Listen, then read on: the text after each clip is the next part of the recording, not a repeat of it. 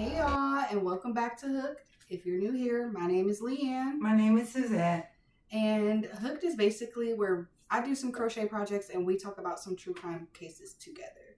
And on today's episode, we are diving into a triple murder plus one more, I guess. So yeah, we're so just it's gonna a total of 4. Yeah. So we're going to go ahead and do our little intro of the case. We're going to go ahead and light our crochet candle, and then we're going to hop right in. So, yeah. Let's cheers. To murders. Like what? The holiday season was underway. Families were preparing for Christmas. Neighborhoods were decorated with lights, and most people were focused on spending time with their loved ones. But on Columbus's south side, a series of events was unfolding that would leave 4 people dead in just 4 days. It began with the murder of a man named Daryl Hambrick, and then only days later, police would enter the home of a South Ohio Avenue and discover 3 women dead inside. So, I'm going to go ahead and light our crochet candle. And jump into this. Share. So today, for the most part, I'm going to take you back to December 10th, 2024. Before anyone had heard of the South Ohio murders, another homicide had occurred. 45-year-old Daryl Hambrick was shot and killed in Columbus. So it's a Columbus case. At the time, it appeared to be another tragic homicide in the city that had already experienced its share of violence. Investigators immediately began gathering evidence. One involved a house on South Ohio, interviewing witnesses and attempting to identify a suspect. No one knew then was that Hambrick's murder would soon become connected to a much larger investigation. One involved 3 women, one involving allegations that would eventually span for 4 separate murders. At the center of it all was the residence located at 1331 South Ohio Avenue, a house that Hambrick had reportedly been connected to, a house investigators would soon be spending countless hours examining. So that's a lot. They already at 1 murder before they even hit the main house. Yeah. December 14th of 2024, just 4 days after Hambrick's murder, around 4 p.m., Columbus police and emergency responders were dispatched to 1331 South Ohio Avenue. The call was initially reported as a medical emergency, but what officers found inside immediately changed the nature of the response. 3 women lay dead inside the home. All had suffered gunshot wounds. Emergency personnel pronounced all 3 victims deceased. Within hours, the crime scene tape surrounded the property as detectives, forensic specialists, and homicide investigators began processing what would become one of the city's most shocking crime scenes of the year. And the victims were identified as Sierra Muse, age 34, Tiffany Parrish, age 36, and Don Clover, age 49. 3 women, 3 families, 3 lives suddenly taken. Investigators had no immediate public explanation as to why. That's crazy. Yeah. Today we're not really working it out with these words, are we? No. Okay. I'm sorry, y'all. It's just we both was stuttering. As often happens in a major murder investigations, media reports initially focus on the crime scene, but behind every victim's name was a life, a family, friends, people who loved them. One friend later spoke publicly about the victims after hearing the shocking news of her friends being killed. She recalled spending time with them the night before. The women were doing hair, trying on clothes, fixing makeup, laughing together, talking about everyday life. Nothing. Ready for anything? Nothing seemed unusual. Nothing appeared to be dangerous. There were no signs that tragedy was less than 24 hours away. For family members, the news was devastating. For friends, friends described the victims as caring women who mattered deeply to those around them. Don Clover's family spoke about her role as a mother and a grandmother. The loss reached far beyond the walls of the South Ohio Avenue residence. It spread throughout Columbus's South Side community. As investigators worked the case, autopsy results began providing a clearer picture of what happened. All three women had suffered gunshot wounds to the head. One victim also sustained a gunshot wound to the elbow. How the fuck did you get a shot? She was fighting for her life. Yep, she was trying to dodge bullets. Yeah, she was dodging bullets. Yeah, dodging bullets. That's crazy. This had to be more than one shooter. It has to be. Yeah. Because possibly. There's no I don't know. I mean, maybe. Possibly. Shit. Well, yeah, it could be one if one come in straight popping. Yeah. And you the last one. Like, of course you gonna. Okay. Yeah. So it is possible. Yeah. Those findings immediately raised concerns. This did not appear to be a spontaneous altercation. This did not appear to be a robbery gone wrong. According to reports, personal belongings remained at the scene. Jewelry was still present, and valuable items had not been removed. So if it was a robbery, it wasn't a robbery. It wasn't a robbery. Nothing was taken. Nothing of value was taken. Investigators also reportedly found no drugs inside the residence, because we just had to throw that out there. The scene suggests something far more targeted. The question now became, why were these women targeted? Why together? And to this day, authorities have never publicly provided a complete answer to that. Just leaving us in the wind. So, okay, I get why, because usually like they just had to say that. I get that because like after we hear that there was no altercation, what's the first thing that popped in your mind? Nothing about drugs. You sure? Because that is what popped in mind. A drug deal gone bad. Oh, I guess. No, I didn't think nothing about no drugs. But maybe that's just me being... You. Yeah. But naive. No, it's not about being naive. I mean, you figure 9 times out of 10, if that was the case, it would have been... I don't think it would have been done in broad daylight, though. Yeah, no. Not at 4 p.m.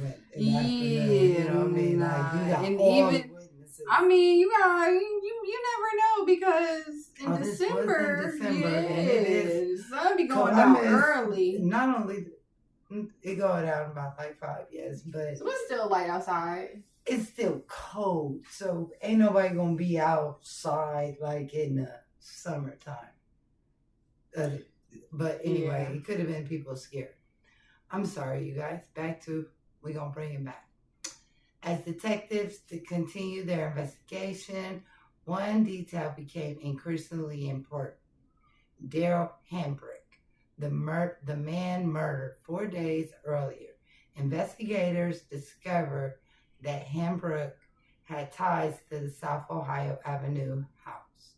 Suddenly, the timeline became impossible to ignore. December 10th, Daryl Hambrick is murdered.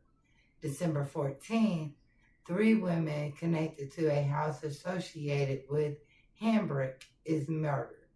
4 lives, 4 days. Investigators now had reason to believe that the case might be connected. Was someone trying to eliminate witnesses? Were the murder part of an ongoing dispute? Was it retaliation involved? Or was another motive hidden from the public view? Police remained tight-lipped, but behind the scenes, investigators were building a case. Time out.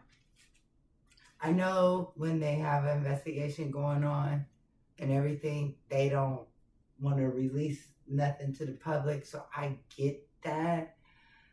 But we could at least know if it was, because when you say eliminating witnesses, okay, well, what witnesses are we eliminating and why? And then, so connected, you say that he's connected. How is he connected to this house? That's where I was. Like, and then the fact that they threw in the drug situation, there were no drugs in the house. Did he get drugs from this house? Is that what this place was? Is that why he was connected to it? Was it a drug house? These 3 women inside, like, what was this? Right. Because now that y'all done brought up the drug situation, I'm kind of, well, how is he connected? They his sisters? One of his baby mamas? Like, what's going on? How is he connected? How does he know the people in this home? And then you said ongoing dispute. See that's but they don't know. They're drawing question marks. Yeah. They're coming to questions as well. They don't know if it was an ongoing dispute. They don't know what was going on. They do know that it wasn't a robbery gone wrong. That's what we do know, because there is too much going on in the house that could have been taken and it wasn't. Exactly. It wasn't taken at all. So with an handbook, they did show where he was connected, but the connection they never said. So I don't know. Go ahead, Lee. So the day after the triple homicide, investigators made a significant move. SWAT officers arrested 39-year-old Haikiem Graham. Initially, Graham was connected to the murder of Daryl Hambrick. As investigators continued gathering evidence, prosecutors explained their investigation. The evidence eventually led to Franklin County prosecutors to seek the grand jury indictment. In February of 2025, Graham was indicted on numerous charges, including multiple counts of murder, multiple counts of aggravated murder, firearm specifications, and criminal gang and specifications. So what now the gang total? You know what? So, before you even start, prosecutors allege that Graham was responsible for 4 deaths. Daryl Hamrick, Sierra Muse, Tiffany Parrish, and Don Clover. Authorities also allege that Graham was associated with the Deuce Deuce Blood Gang. Yeah. So was this a gang retaliation? So the gang allegation suggests prosecutors to believe that the murders may have been involved in some broader criminal context. However, despite the charges, authorities still have not publicly revealed a complete motive. The biggest question still remains unanswered. Why? So if they're going to throw the gang situation in there, this could have been an initiation. Yeah, see, this is why I really like. I mean, I'm just saying, if they're going to throw that in there, it could be. It could be that. This is why I never was with the gang situation, because you want me to go. They said the Deuce Deuce Blood Gang. Deuce Deuce Blood Gang. You want me to go out here and kill somebody just to be a part of your gang? Yeah. Or you want me to somebody else? You want me to let you beat me up? Yeah. No brainer. Yep. No. I am not about to break the law to be a part of any gang. Like, that just doesn't make sense to me, because I don't think none of your gang members was in this. Like, so. Well, I mean, we don't know. You're right, we don't know. We don't know. Let's get it. Okay. One of the most unusual aspects of this case is how little information investigators had released regarding motive. Normally, when prosecutors announce murder indictments, portions of their theory become public. But in this case, many key details, not just details, key details remain sealed within investigation files and court records. Authorities have never publicly explained why the women were target. Were they intended victims? Were they witnesses to something? Or was this a retaliation? Or if these killings was even a direct tie to Hambrook's death. The silence has left room for speculations, and that's exactly what we're doing right now. We is speculating. Trying to figure it out. We trying to figure it out. But speculations, you guys, is not evidence. And the case, when it reaches trial, it is in trial, but I guess when it concludes, a lot of unanswered questions will be answered and nothing will be hidden. Yeah.